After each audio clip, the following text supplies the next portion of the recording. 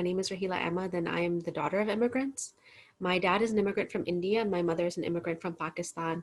And they both came here at different points in their life. But it's really because of my dad um, that I ran for office in the first place. So he moved to the United States when he was about my age, in his mid 20s. Within 10 years of him moving to the United States, he decided that he wanted to run for office. So he ran for office for the first time when I was 5 years old, back in 1998. My sister and I would be at parades with him holding little vote for my dad signs back when we were toddlers. And he lost that election for state representative, state delegate, and ran again 4 years later. And me and my sister progressively over time just became more and more involved in his campaign. So when I was 9 years old for his second run, we used to have sleepover parties with our cousins, and it was just an assembly line. It was someone was folding, someone was stuffing, someone was sealing the envelope, and someone was stamping it. And that's the way that we got out the information about him and his campaign. He ran again when I was 13 years old. And at that point in time, we started going door to door.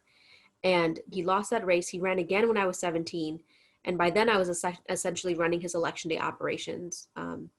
He ran 4 times when I was growing up, and he lost every race, but he kept going because he wanted to serve community. And when I turned 18, just the next year after he ran his fourth campaign, he looked at me and he said, "Raaheela, it's your time to run." And I told him he was crazy and that I didn't want to do it. And it was just so difficult to imagine myself putting myself out there in that space, putting my family out there in that space again, because really when you're running campaigns, it's not about you, it's also about the people around you, and everyone becomes a target of the public eye. So 18 years old, I'm in college, I'm living with my father, can't get away from him. And he just kept telling me these 4 things over and over again. And those things were that, "Raaheela, you're passionate about this work, you're passionate about education. Our community needs you in this role. You are qualified, and I will support you."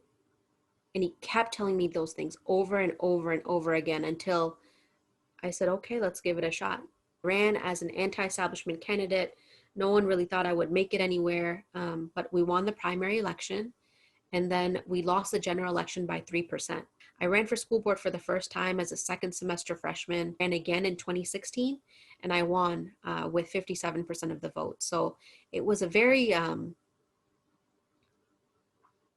it took a lot of cajoling for me to believe in myself. And I think that's the case for many women. I think it's the case for many women of color.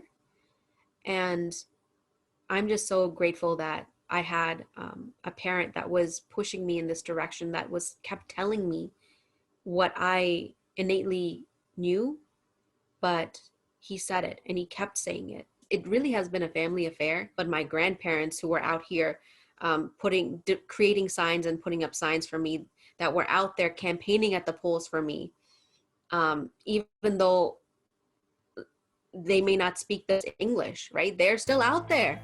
They're out there saying, "Vote for my granddaughter." You know, this is what it's about. And I will say, I think over the course of the multiple different campaigns that my dad was a part of, he kept bringing members of our community with him along the way. And so we were all at the polls, you know, our entire faith-based community, our entire South Asian community that we were connected to, were out there at the polls, trying to convince people in our community that this is the way to go.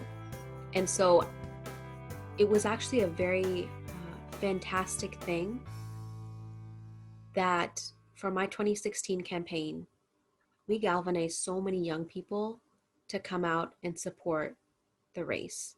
And it also empowered so many young people to then run for those positions of power in 2018 and 2020. In 2018, there were a whole bunch of young people, an unprecedented number of young people that were running for different offices in our county. My sister was one of them. My dad ran for it, the same exact seat that he kept running for multiple times growing up. And she lost that race by 42 votes. Folks, when they feel empowered or they resonate with a particular candidate, they get involved. You don't know what type of a trajectory that can lead to in the future.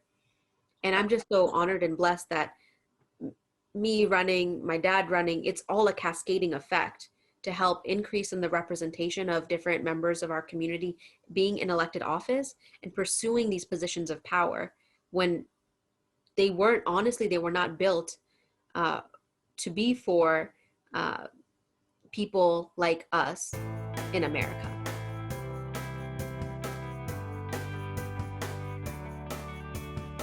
I work full-time for a nonprofit called Campus Vote Project. And Campus Vote Project is all about institutionalizing voting on college campuses and getting young people out to vote.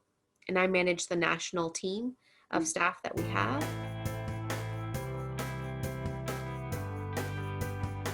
I live in Prince George's County. We have probably around 1 million people that live in this county. We're right outside of DC. And our student population is over 130,000 students. We're one of the top 25 largest school districts in the country. I'm really big on making sure that we have strong community engagement and accountability and transparency in the work that we do. Specifically, I want to see a closing of the achievement gap of so many of our students that are on the margins. Our English language learner students, our Latino students, which are a growing population in our student population in our school district. Making sure that all of our kids are graduating with proficiency in reading and in math. I'm talking real basics here. And so for me, it's about seeing those types of changes in addition to things like making sure that we have mental health supports for our students, especially during this time of COVID, an unprecedented number of concerns around mental health for our students and for our community members. The most difficult part of this entire process for me was when we first went into distance learning back in March. We had still a couple of months left of school. There were, at that time, hundreds of students that were not logging on, that we didn't know where they were. And that was really concerning because of the demographics of our student population. To go from having had such an emphasis on identifying and trying to streamline and help students that may be going through abuse and neglect, now we're in a point where there's no eyes and there's no ears to help those students, and we didn't know where they were. And so that was, I think, the biggest thing that was on my heart, that there are students that aren't learning, there are students that may have been in difficult situations. But our school district has worked with nonprofit organizations, and we've also committed staff to help and literally knock on the doors of families to make sure the students are okay, that they have the devices, that they have the access, and that they can actually commit to learning for the school year. I helped pass a curriculum change. And that curriculum change was to have all of our high school students take a course in financial literacy before they graduate.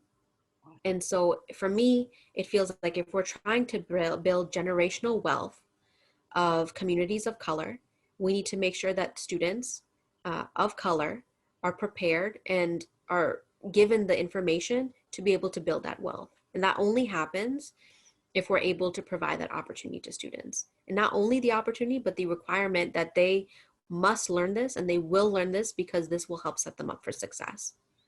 This is the one thing that I will look back at and said, this is why I was there, to help move this forward.